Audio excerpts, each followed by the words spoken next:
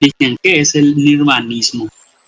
El nirvanismo es quizás la primera religión basada en experiencias y no en creencias. ¿Sí? Comprendo. Al menos considerando las religiones más conocidas, las más populares del mundo, el cristianismo, el judaísmo, el islam, el taoísmo, aunque no es una religión, es una filosofía, el hinduismo, el shintoísmo y el budismo, Luismo. todas estas religiones se basan en creencias, ¿no? De por sí tienen un dogma, se basan en lo que supuestos profetas u otras personas escribieron en libros muy antiguos, se basan en esos dogmas, no los cuestionan, y todos esos dogmas nos enseñan una serie de creencias. Creencias que nos dan definiciones de qué es Dios, qué no es Dios, quién es el profeta y por qué no es otro el profeta, y cuál es el camino o cuál es la conducta que hay que tener para poder tener una comunicación con Dios, ¿no? Pero todos estos preceptos, todos estos dogmas de las religiones son creencias, ¿sí? Y la mayoría no se pueden contrastar, no se pueden corroborar, no se pueden falsear, ¿sí? En la mayoría de los casos ni siquiera se puede comprobar si existió el profeta, el maestro o no, ¿sí? Porque en la mayoría de los casos no hay registros históricos, ¿sí? Ni tampoco nada que avale que fue una persona especial, que fue una persona elegida, ¿no? O sea, que las religiones nos obligan de una manera a creer en una definición de Dios, nos obligan a creer en la divinidad de una persona, del profeta, ¿no? O del elegido de cada religión, y nos obligan a creer en una serie de conceptos y de creencias que nunca podemos llegar a corroborar, ¿sí? En cambio, el nirvanismo puede que sea la primera y la única religión que está basada en experiencias, en vivencias, que la persona puede tener antes de convertirse al nirvanismo, ¿sí? Es como una especie de budismo inverso, ¿sí? Tiene muchas similitudes con el budismo, pero empieza al revés, ¿no? Antes de creer en los preceptos o en lo que propone, en las teorías o en las hipótesis o en las afirmaciones del nirvanismo, uno puede comprobarlo. Antes de creerle al nirvanismo, vos podés hacer la prueba por vos mismo y ver si es cierto lo que el nirvanismo dice. Y entonces ahí decidir si convertirte o no al nirvanismo, si seguir este sistema, esta religión o no. Pero básicamente, Isaías, el nirvanismo es una religión basada en experiencias y no en creencias, ¿sí? Y la razón por la cual se pueden comprobar estas experiencias es porque son medibles, son mesurables, son empíricas, ¿sí? Hay métodos que son métodos empíricos, métodos concretos, métodos pragmáticos, métodos objetivos. ¿Se entiende? Entonces uno puede llevar a cabo esos métodos y puede comprobar por sí mismo si lo que propone el nirvanismo es cierto o no. ¿Ok? ¿Qué propone el nirvanismo? Algo muy sencillo.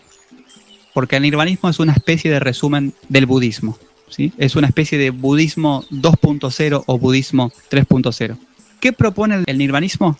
Propone una única verdad, absoluta. Y esa verdad es que todo es uno. Así de sencillo, 3 palabras. Todo es uno. Esas 3 palabras resumen todo lo que hay que aprender.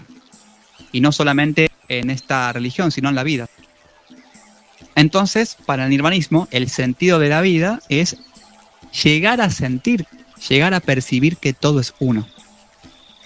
¿Por qué? Porque eso que llamamos Dios y que las religiones basadas en creencias nos prometen y nunca cumplen, eso que las religiones llaman Dios es lo que una persona conoce cuando logra percibir o logra sentir que todo es uno. Eso que llamamos Dios, la persona logra encontrarlo, logra conocerlo, cuando puede alcanzar lo que llamamos la conciencia de unidad, el despertar, el nirvana, la iluminación. ¿Sí? Ok. ¿Y cuál es la necesidad de crear una nueva religión? Habiendo tantas, ¿cuál sería la necesidad? Es una muy buena pregunta, porque es cierto que no hay necesidad de crear una religión en una era en que las religiones tienen más de 2000 años, en una era en la que la gente tiende a ser más bien agnóstica, o más bien atea, o cientificista, o nihilista o de otra corriente de pensamiento, y en una época en la que parece estar a destiempo, ¿no? Parece algo anacrónico una religión, algo que no se aplica a nuestra época.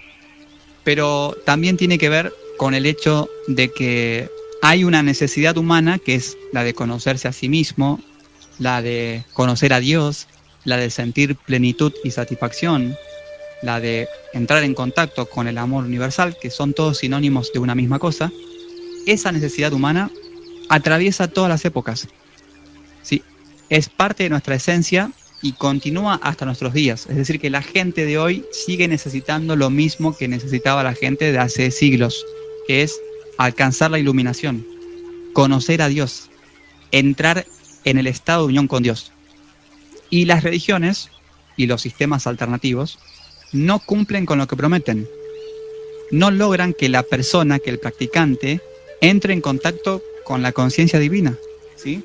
Y entonces es necesario pasar en limpio, puesto que hay caminos alternativos y hay maneras de conectar con esa divinidad, y es necesario pasar en limpio la información y es necesario marcar el camino, ¿sí? Es necesario que podamos dejar un camino trazado y un camino alumbrado para aquella persona que realmente quiere conocer a Dios, y para que aquellas personas que realmente tengan esa necesidad o ese deseo puedan encontrarse con este camino y que no acaben perdidos o distraídos en tantos otros caminos.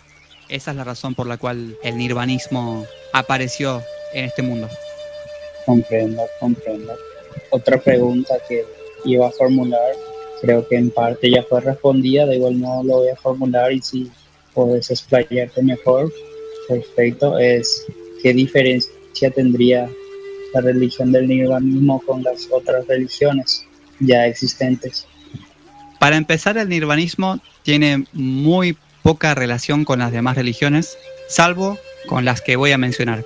El nirvanismo tiene muchas cosas en común con el budismo, tiene pocas cosas en común con el hinduismo, tiene bastantes cosas en común con el taoísmo, tiene algunas cosas en común con el jainismo, tiene algunas cosas en común con el sufismo y tiene algunas cosas en común con el zen, con el yoga y algunas cosas en común con el estoicismo, ¿sí? No todas son religiones, algunas son filosofías, corrientes filosóficas, pero con todas estas que he mencionado, el nirvanismo tiene algunas cosas en común, ¿sí? ¿Qué es lo que tiene en común? La visión holística, ¿sí? Esa visión de que todo es uno, de que todo está unido, y no solamente unido, conectado una cosa con la otra, porque si hay conexiones hay partes. No, el nirvanismo parte del principio de que todo es una misma cosa, una única cosa, ¿no? Y eso en parte es lo que tiene en común con todos estos sistemas. También los métodos, ¿sí? El nirvanismo está basado en la meditación y en la activación de la glándula pineal para alcanzar ese estado de unión con Dios que estamos buscando. Entonces, tiene en común ciertas técnicas con la gran mayoría de estos sistemas que mencioné, ¿sí? Con el yoga, con el budismo, con el jainismo, con el hinduismo, con el zen, con el tao, con el sufismo, con el estoicismo. Comparten la visión holística y el método, ¿sí? Los métodos tradicionales prácticamente son los mismos, la meditación, ¿sí? Luego, el nirvanismo es muy distinto a estos sistemas porque no tiene dogma, ¿sí? Sus dogmas son muy sencillos y muy pocos, muy breves, ¿sí? Y volvemos a lo mismo.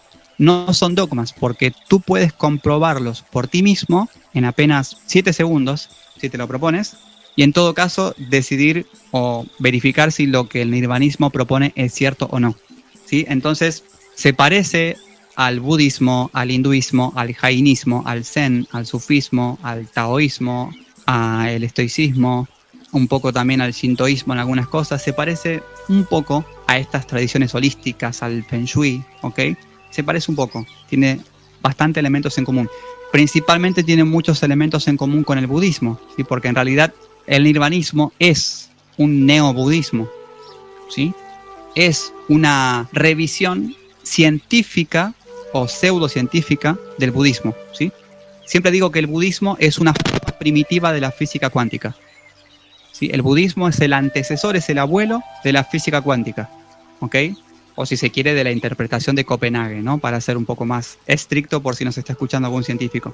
Entonces el nirvanismo es una especie de versión actualizada desde los conocimientos de la física cuántica y desde los conocimientos actuales de la psiconáutica del budismo, ¿sí? Pero básicamente es eso, básicamente es una versión moderna del budismo desde los nuevos conocimientos de la física cuántica y de la psiconáutica, ¿ok? ¿Y en qué se diferencia con el resto de las religiones, incluso con las mencionadas? Es que en vez de creencias propone evidencias que uno puede falsear, que uno puede corroborar por sí mismo, empíricamente, si así lo desea, ¿sí? Que en vez de mitos propone hitos, en vez de creencias propone vivencias, en vez de mitos cuenta hitos, relatos históricos, de hechos históricos, y no de hechos que sucedieron hace 2000 años, de hechos muy recientes, ¿ok? En vez de metáforas, da información literal, en vez de símbolos, da información real, periodística, digamos, o científica, ¿ok? Y esa es la diferencia, ¿sí? La diferencia es que antes de convertirte al nirvanismo, si te encuentras con el libro del nirvanismo, si lo lees y si te llama la atención o si te interesa su filosofía, antes de convertirte al nirvanismo, vos mismo podés corroborar si lo que el nirvanismo dice es cierto, porque no se basa en creencias, ¿sí? O sea, antes de que lo compruebes, por supuesto que va a ser una creencia, ¿no? Lo que propone el nirvanismo, que es muy simple, ¿sí? Son 4 afirmaciones las que hace el nirvanismo, que ya lo veremos en otros podcasts. Pero antes de convertirte al nirvanismo, por vos mismo podés comprobar si esas creencias son vivencias, si son evidencias o no. Y eso es lo que diferencia al nirvanismo de todas las demás religiones, ¿ok?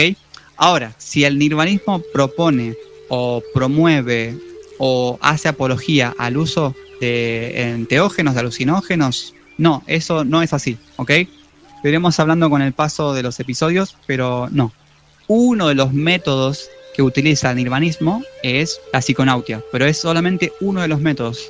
Hay al menos 4 métodos más que utiliza el nirvanismo, que también los vamos a conocer, y no tienen nada que ver con la psiconáutica, ¿ok? Y bueno, esta es una introducción al nirvanismo. Ya iremos hablando de más en profundidad del nirvanismo. De todas formas, en el libro Nirvanismo está toda la filosofía nirvanista, ¿sí? No solamente la filosofía, sino también la historia del nirvanismo, cómo surge, por qué surge, ¿no? Por qué una persona normal, en vez de un elegido, en vez de un profeta, funda esta religión. Y todas las dudas que uno pueda tener al respecto están en ese libro, en el libro del nirvanismo, ¿sí? Y también en otro libro, Nirvanología, van a encontrar todavía más fundamentos filosóficos y científicos del nirvanismo, ¿ok? Y van a entender mejor cómo es la parte práctica o la parte metódica del nirvanismo. Pero bueno, estén atentos porque a lo largo de los episodios que se publiquen en este canal vamos a ir avanzando en el nirvanismo. Y también, por supuesto, pueden acceder a toda la información del nirvanismo leyendo estos libros, ¿sí? Nirvanismo y Nirvanología. ¿Alguna pregunta más, Isaías, o terminamos con eso? Hasta ahí me parece perfecto, la verdad. Ok. Sí. Ok.